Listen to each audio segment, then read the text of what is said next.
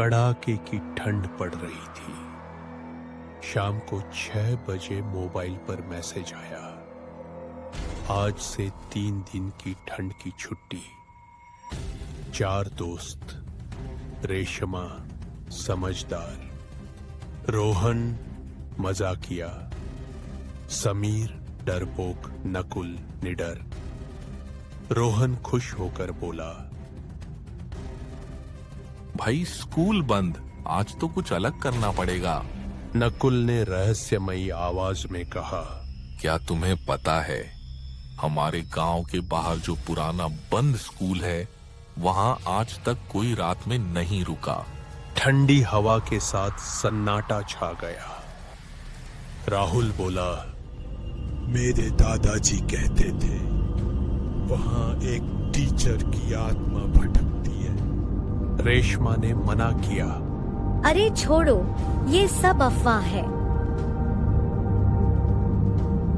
लेकिन नकुल मुस्कुराया, अगर डरते हो तो मत चलो। कुछ पल की चुप्पी, फिर रोहन बोला, चलते हैं, सिर्फ देखकर वापस आ जाएंगे।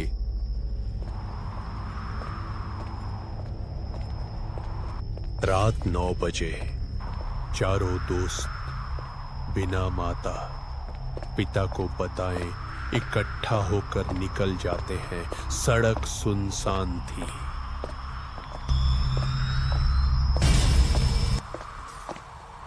कोहरा इतना घना कि सामने कुछ दिख नहीं रहा। अचानक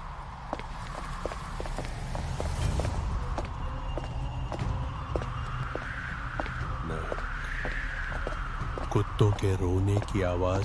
समीर फुसफुसाया, कुछ ठीक नहीं लग रहा। स्कूल का जंग लगा गेट अपने आप हिल गया। स्कूल लगता था 100 साल पुराना, जैसे पूरे खिड़की टूटे हुए।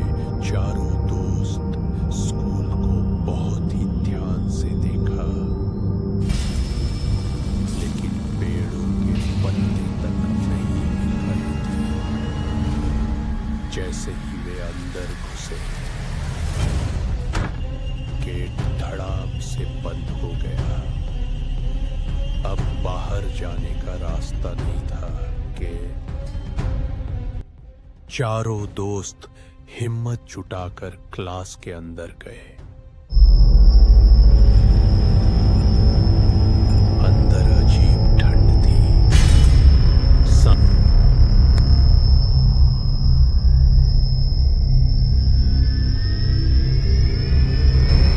से धुआं निकल रहा था। दीवारों पर पुरानी क्लास की तस्वीरें।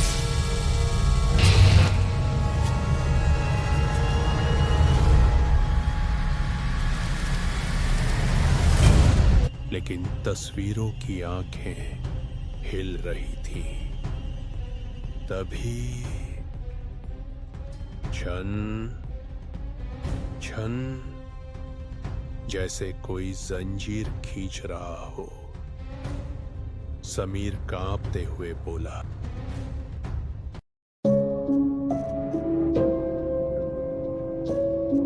मैंने कहा था ना। अचानक टिन टिन टिन, स्कूल की घंटी बज उठी।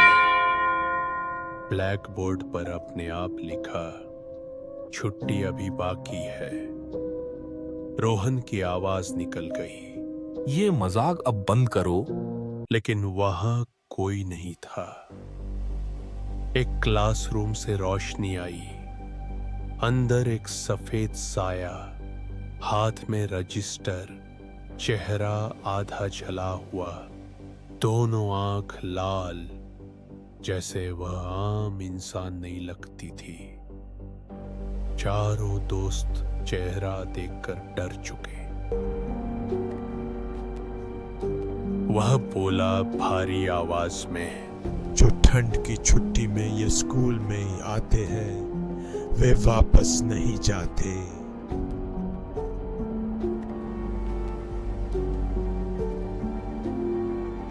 रजिस्टर खुला। चारों दोस्तों के नाम लिखे थे। यह देखते ही चारों दोस्त भागे।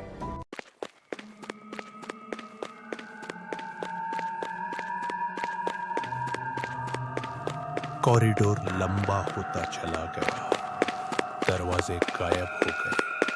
पीछे से आवाज, क्लास खत्म नहीं हुई। समीर गिर पड़ा। आदित्य ने उसे उठाया। आखिरकार गेट दिखाई दिया। चारों दोस्त गेट की तरफ दौड़कर बाहर निकले और लंबी सांस। जैसे ही वह बाहर आए, लगा वे जैसे ही बाहर निकले, सब कुछ सामान्य। घड़ी देखी, रात के 9 बजे ही थे। जैसे समय रुका हुआ हो। चारों बिना बोले घर चले गए। अगली सुबह स्कूल की छुट्टी 1 हफ्ते के लिए बढ़ा दी गई। आदित्य के फोन में नोटिफिकेशन आया। नई फोटो सेव हुई। फोटो में चारों दोस्त बाहर खड़े थे और खिड़की में वही टीचर मुस्कुरा रहा था।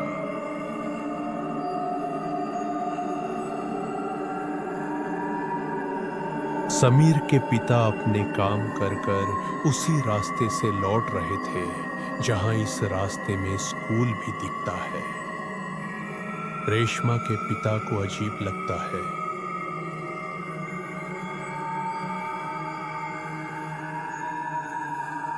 लेकिन वह अपने बैलगाड़ी को लेकर अपने घर आ जाते हैं। जैसे ही घर में अंदर जाते हैं, उसकी बेटी रेशमा कल की सारी बात अपने पिता को बता देते हैं। उसके पिता यह सुनकर बहुत ही हैरान होते हैं।